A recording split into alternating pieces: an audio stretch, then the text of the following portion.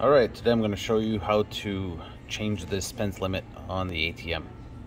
So first you're going to have to log into the service menu. So to do that, enter, clear, cancel, 1, 2, 3. When it prompts you for the password, you're going to put in the service password.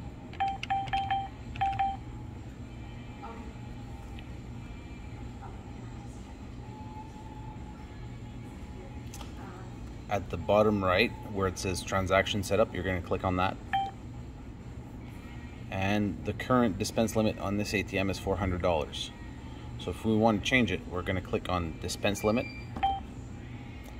The current is 400. We want to change it to, let's say, 200.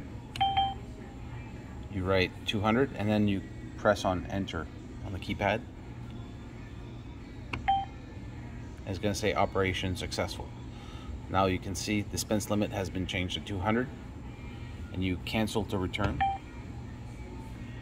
and you cancel to return again.